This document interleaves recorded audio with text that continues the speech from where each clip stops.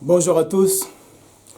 Mes réactions concernant l'esclavage pratiqué en Libye, en Mauritanie, au Soudan.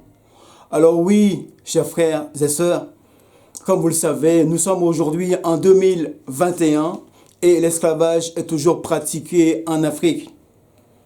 Et pourtant, depuis 1848, dans les îles et principalement en Haïti, l'esclavage a été aboli.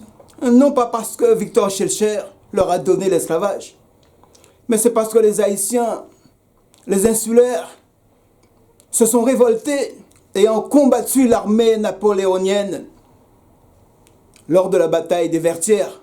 Et ça, vous pouvez le vérifier dans le dictionnaire. Vous pouvez le vérifier dans le Wikipédia.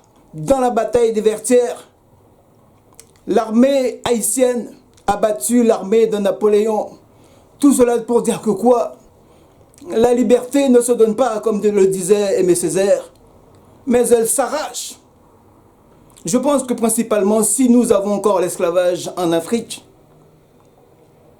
c'est parce que jusqu'à présent, il n'y a pas de véritable unification en Afrique. Et quand on parle de l'OUA, cela me fait rigoler.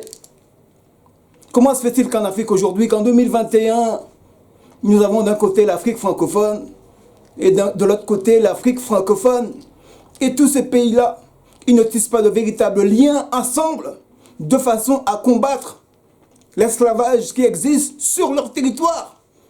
Et quand j'entends certains dire que oui, mais vous savez, c'est à cause des dictateurs africains qui soumettent leurs frères en esclavage, je leur dirais qu'ils n'ont pas tort.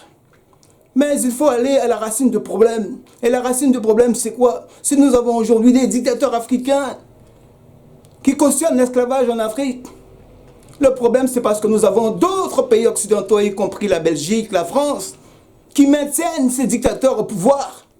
Donc je pense que pour combattre l'esclavage que nous avons en Afrique, il faut aller à la source du problème. Mais le plus important déjà, c'est que nous, Africains, nous Noirs, que nous soyons Antillais, que nous soyons Africains, il faut déjà que nous soyons une communauté forte. Et que tant que les Noirs, d'où qu'ils soient, ne seront pas unis, mais vraiment unis ensemble, l'esclavage, c'est une chose qui va perdurer au Maghreb. Pourquoi est-ce que les Maghrébins sont plus unis, plus forts que nous? Parce qu'eux, ils ont compris, que ce soit Maroc, Tunisie, Algérie, la Libye, tous ces gens-là, ils se sont unis à travers la religion, leur spiritualité.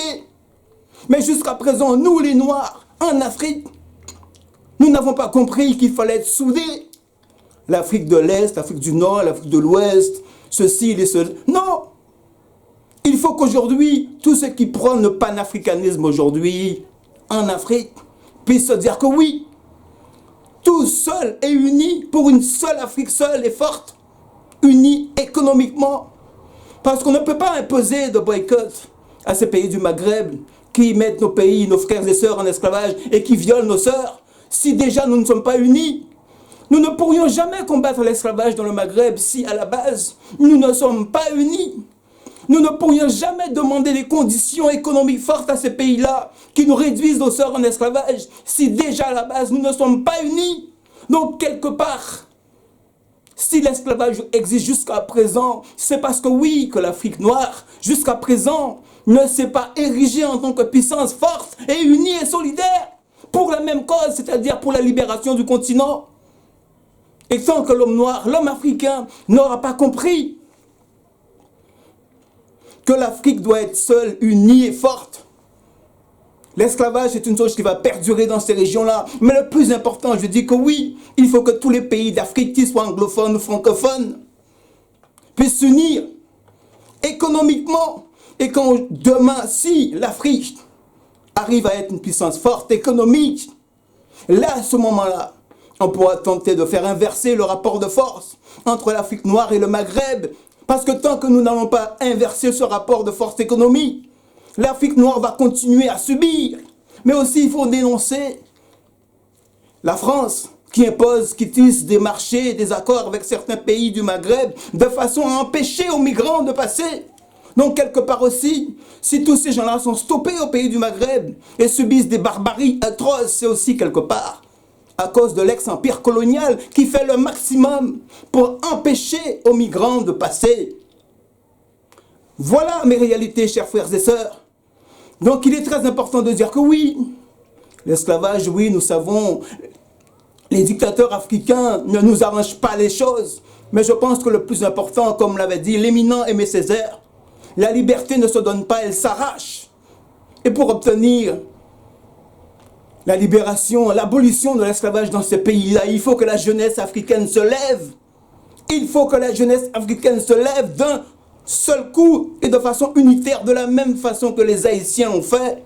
En 1848, il n'y avait pas d'un côté les ceci ou le cela. Il n'y avait que des Haïtiens. Et quand on nous parle de panafricanisme en Afrique, eh bien j'en rigole. Aujourd'hui, non, on ne parle pas de panafricanisme. On nous parle de Camerounais, de Sénégalais, d'Ivoiriens, de ceci, de cela. Je pense qu'à un moment donné, oui, que l'homme noir en Afrique, comme le disait Frantz Fanon, le noir est avant tout un homme noir. Et que tant que dans nos têtes déjà, on ne va pas décoloniser nos consciences à nous dire que oui, nous formons tous seuls, même unis et dans un même but, parce que nous sommes tous des noirs. L'esclavage est une chose qui va perdurer. Merci à tous et à une prochaine vidéo.